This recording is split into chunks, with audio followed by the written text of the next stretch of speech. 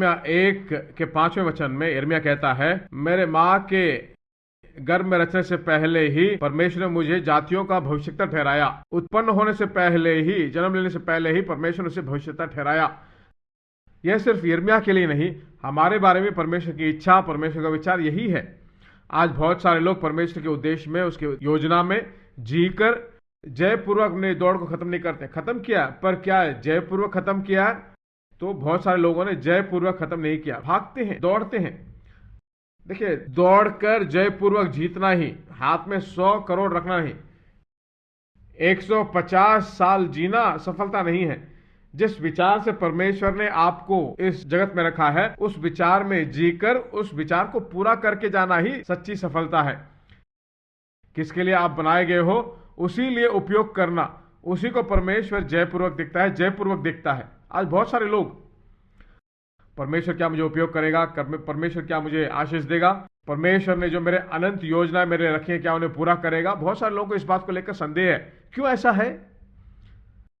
जिंदगी में जब हार जाते हैं कहीं पर, जब पराजय की जिंदगी जीते हैं, ऐसे पराजय की जिंदगी जीने वाले मुझे भी क्या परमेश्वर उपयोग करेगा, मेरी जिंदगी के लक्ष्यों को परमेश्वर पूरा करेगा? यह एक प्रश्न चिन्ह की तरह उनकी जिंदगी में है। परमेश्वर जो पाप ही नहीं करते हैं, जो कभी हारते नहीं, अगर परमेश्वर ने उपयोग कर सकता है तो किसी को परमेश्वर उपयोग नहीं कर सकता। बाइबल बताती है कि सबने पाप किया और उसके महिमा से परे हैं। सभी लोगों ने पाप किया है। तो बहुत सारे लोग, परमेश्वर अगर उपयोग करना चाहे तो तुम्हारी जिंदगी में एक भी कमी नहीं होनी चाहिए, गलती नहीं होनी चाहिए। तुम बिल्कुल पूर्ण रूप से ऐसे ही समर्पित करके परमेश्वर के चरणों में आओगे तो आपको उपयोग करेगा। ऐसा कोई भी नहीं है। पूरे बाइबल में देखोगे तो हारे हुए लोगों को परमेश्वर ने बहुत उपयोग किया है। हारे हुए लोगों को, जो समाज से परे हटे हुए लोग हैं, उन लोगों को परमेश्वर ने चुनकर उनको इस भूमि में आशीष का कारण बनाया है। इसलिए परमेश्वर के एक बहुत बड़ा आदर और आनंद मिलता है। उपयोग ही नहीं कर सकते, ये बिल्कुल बेकार है। उन लोगों को परमेश्वर चुनकर, जिन्होंने वेस्ट कहा, उन्हीं के लिए आशीष बना देता है। वही परमेश्वर है। कभी वेस्ट मत समझिए। परमेश्वर एक बहुत बड़े विचार से रखता है। फिर कहता हूं, आप पराजय में जीते हो तो मैं उसको न्याय नहीं कहता। मैं ये नहीं कह रहा कि आप पराजय में रहो। अगर आप हार भी गए या पाप भी कर दिया, परमेश्वर के पास जाइए, वह क्षमा करने में बहुत बड़ा है।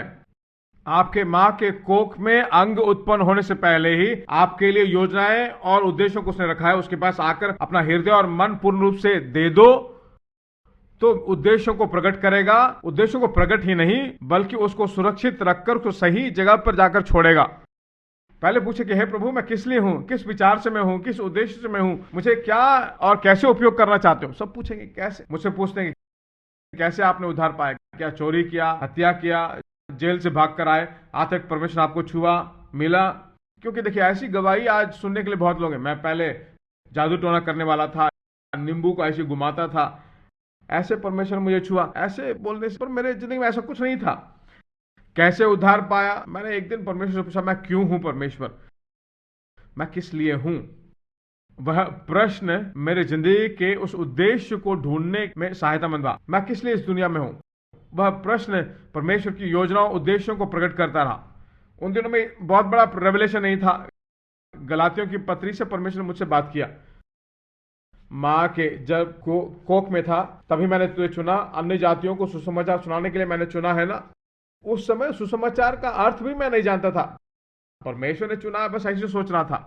पर उस दिन मुझे समझ में नहीं आया। पर आज सुबह वह वचन मेरे मन में वापस आया। सचमुच यह सुसमाचार सुनाने के लिए परमेश्वर मुझे बुलाया है। अनुग्रह के सुसमाचार को सुनाने के लिए परमेश्वर ने मुझे बुलाया है। क्यों परमेश्वर ने मुझे बुलाया, कुछ भी नहीं मालूम। कैसे मैं चला, कैसे सीखा, कैसे आया। अगर वही उसका विचार है तो निश्चय रूप से आपको अगुवाई करेगा। क्यों बार बार इसे कह रहा हूं? क्योंकि बहुत सारे लोग आज हारे हुए हैं, जो परे हटे हैं, सोचते हैं कि परमेश्वर ने उपयोग नहीं करेगा।